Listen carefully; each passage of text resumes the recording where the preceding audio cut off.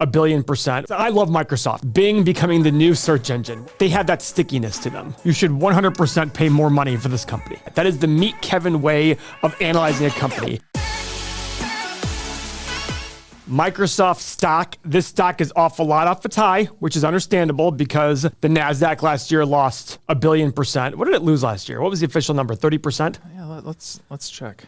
So I saw some tweet this weekend. And if you are on the Twitter machine, then follow me on Twitter at the information below. But I saw a tweet this weekend where somebody asked, would you rather own Google or Microsoft at today's levels forever? And I was surprised. I think I saw a Monish Prabrai response where he said Microsoft. I actually disagree. I disagree on that one. Microsoft or Google? Yeah. I choose Google. I do too. Yeah. Now, remember, the reason why Microsoft and Google are in the news a lot now is the upcoming new hype, which is AI. And Google lost $200 billion in value, and Microsoft has killed it with their AI, and people are talking about Bing becoming the new search engine. Well, listen, I love Microsoft. I think it's a great company. I cannot wait for it to sell at a price that I love, and I don't know what that price is, which we will do in the stock analyzer tool here shortly, but I just laugh because this is exactly what we talk about. Short-term reactions. How can AI, a business that doesn't even exist today, that they're just starting, that's generating zero revenue, it's wiping out 10, 20% of values of businesses? Yeah, and the point, like, when I look at the Bing thing, how is chat AI going to enhance the search engine feature? You're still pulling the same data. I'm sure it's going to improve.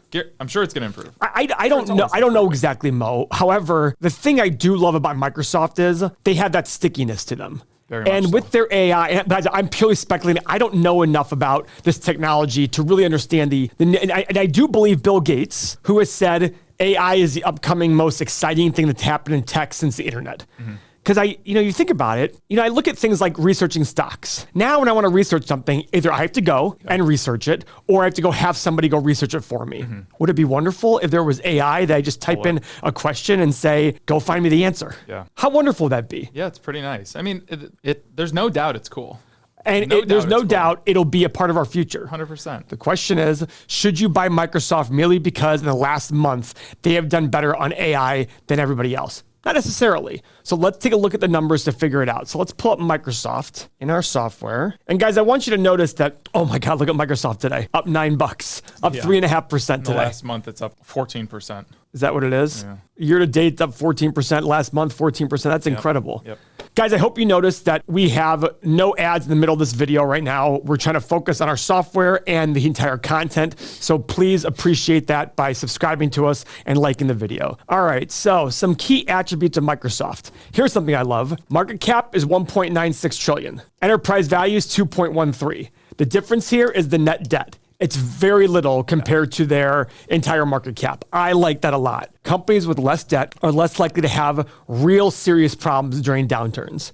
All right. Now, 1-year PE of 29, 5-year of 37. That's a hefty 5-year PE. It's okay if they have a high return on invested capital and or a high growth rate. Wow.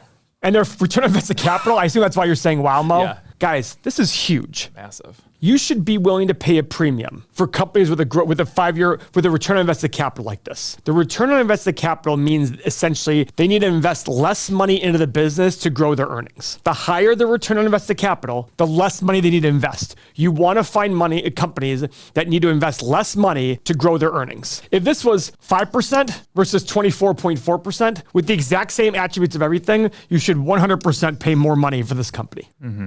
I didn't mean 100% more. I just mean you should every single time pay more money for that company. Right. All right. Now, look at this gross margin, 68% with a bottom line after taxes and overhead of 33%. Pretty solid. Yeah, these are great companies. And guys, listen, I know Google Drive has a great following and it's wonderful. But I still use Microsoft Office. I use OneDrive.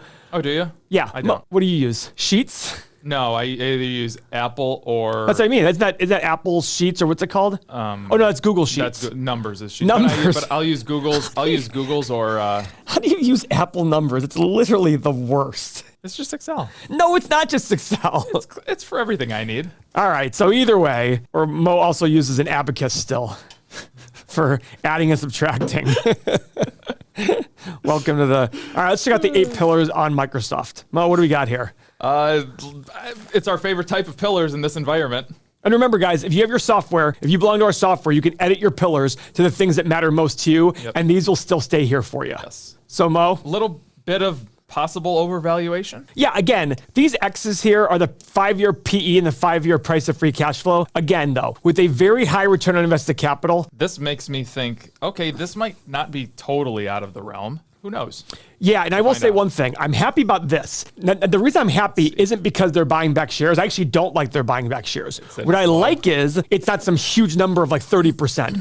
We want companies buying back shares, but we don't want them buying back expensive shares. So this is one of those companies that just buys back shares every year for the past decade, no matter what. Ugh. It's just part of their plan. That bothers me. It's lemmings. It's like, guys, if a company's buying back its own shares and they're expensive, it's like overpaying for stock. It doesn't matter if it's theirs or somebody else's. They're still overpaying. Been doing it for 19 years. Poop. Yep. Let's check out the analyst estimates in our software. Oh, wow. According to analysts, they still have some growth left in their EPS. But guys, look at that. Again, they're going to grow their EPS. Surprised this analyst number hasn't changed to 3.4 trillion by this point because of ChatGPT. It will. Don't you worry. But they're expected to make $9.74 in this fiscal year that ends June of this year, 2023, and go to 1628 in 3 or 4 years. And revenue is supposed to be 217 going to 348. It's pretty big growth for a $2 trillion company. I'm surprised. Well, remember, I do believe in Microsoft because long term, as the world becomes more and more economically, people are going to be using more Office. 100%. Yeah. I just look at that and they subscription model. I just think all around, these are very good attributes for a company like Microsoft. Right. The world getting bigger and bigger and wealthier will help a company like Microsoft continue to grow. And these are the things that we keep preaching. Microsoft's on my list of 20 or 25 companies that I want to own forever. The question is, what's the right price?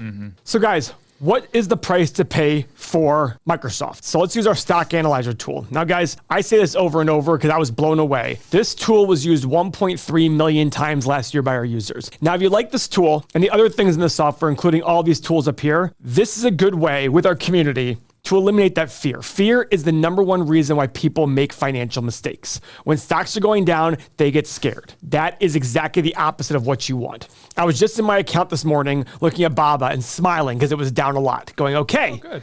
There might be a chance for me to buy more shares here soon. Yep. Not telling you to buy BABA because I have it. That is not what I'm saying. But you need to reframe your mindset into buying stocks cheaper. Just because the market's going down doesn't mean it doesn't mean that the stock is bad. It could mean that. So we're running a special right now, $7 for 7 days to try out our software. That's practically risk-free. And our monthly membership fee is going from $29 to $39 a month here soon. So if you lock in on the $7 or 7 days, you get that locked in tier forever. Now, granted, obviously, you're not going to pay $29 forever, but that tier you're at will continue to stay below the going market rate for our software. So check it out, everythingmoney.com. Mo, I'm going to do a 20-year analysis, and you're going to do the 10-year.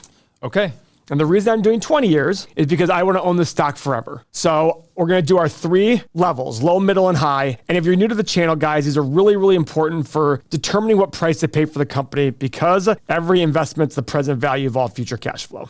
This is an interesting one. So guys, while Mo finishes his, for the revenue growth for low, middle, and high, remember, this is for 20 years. So it's going to be a lot slower growth 20 years out than today. I believe 5, 8, and 11. Mo, what'd you do? I did 8, 11, and 14. And I think for a 10-year growth rate, that's pretty solid. Yep. Profit margin, what'd you do? I did 26, 29, 32. Wow, that was conservative. High. Well, Mo, look at this. I did 29, 32, 35. Their profit margin has gotten bigger over time, and they've really transitioned to the subscription model more. This is my personal opinion. I was fine with 29, 32, and 35. Okay. And I look at past recessions, and their profit margin was pretty solid. That's true. Free cash flow margin. 30, 32, and 34. Oh, so you were higher than me. I did 28, 30, and 32. The stability made me go, oh, they could probably grow this. They probably can. Yeah. And that's why I went and said, all right, anyways, PE. I did 16, 17, 18. I don't blame you. I did 15, 17, 19, 15, 17, and 19 on price of free cash flow as well. And my return, I did 10, 11, and 12. I did 10, 12, 14. Okay. Now, guys, one thing I want to talk about before we hit this button is this PE. Don't compare PEs as saying, oh, if it's 30 before, 25 is reasonable. That is a sucker's bet. That is the Meet Kevin way of analyzing a company. If you want to be stupid, dye your hair green and look at the 30 PE and say, oh, 25 25 is a discount. I look at the market, saying the market overall should be 15 or 16 over long periods of time. So my base case, I'm okay with a high ROIC business being a base case of 15. And for desired return, I did 10 because I think this is so beaten up that if I can buy this company for less than this, I'm okay making 10%. Yeah, I could even see you going like 9%. 5% revenue growth is low. I know, but it's 20 years. No, I agree. I'm good with the number. A lot can happen in 20 years. I'm like, you beat that down so much. 10 is definitely fine. Great. So Mo, yes. It's on my watch list at 200. It's on my watch list at 160, but I probably should increase that. 158 to 183, 284 to 302, and 213 to 235 in the middle. Mine is 140 to 150, 230 to 250, 180 to 190. I'm altering this price on my watch list. Guys, thank you very much. Don't forget to subscribe and check out $7 for 7 days on our software risk-free. Thanks very much.